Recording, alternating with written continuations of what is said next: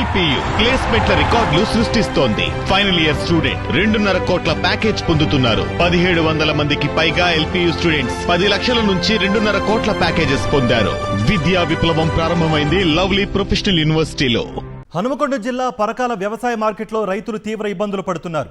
Urea బస్తాల కోసం రైతులు చెప్పులను క్యూలో పెట్టిన పరిస్థితి నెలకొంది. గంటల తరబడి లైన్లో నిల్చోవాల్సి వస్తూ ఉండడంతో చెప్పులను క్యూ లైన్లోనే పెడుతున్నారు రైతులు.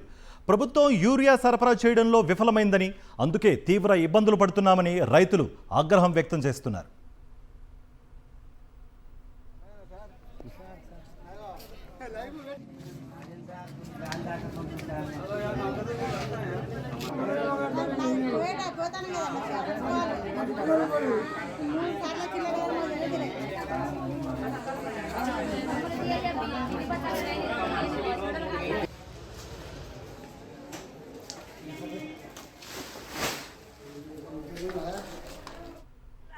బస్తాలకు రాబట్టి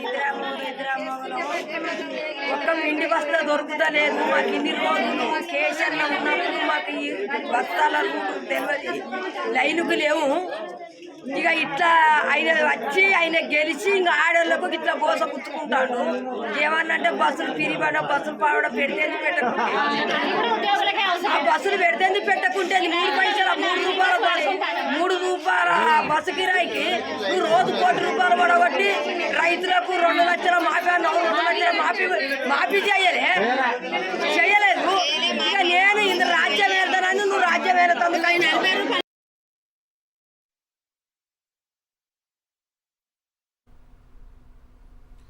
కొమరం భీం జిల్లా కాగజ్ నగర్ వ్యవసాయ కేంద్రంలో రైతులు యూరియా కోసం తీవ్ర ఇబ్బందులు పడుతున్నారు.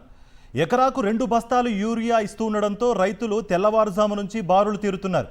వర్షంలో తడుస్తూనే తాము యూరియా కోసం ఎదురు చూస్తున్నామని, అధికారులు పట్టించుకున్న పాపాన పోవడం లేదని ఆగ్రహం వ్యక్తం చేస్తున్నారు. వారు యూరియా పంపిణీలో అధికారులు తీవ్ర అలసత్వం ప్రదర్శిస్తున్నారని, టైంకు యూరియా సరఫరా చేయకపోవడం వల్లే ఈ దుస్థితి నెలకొందని రైతులు వాపోయారు.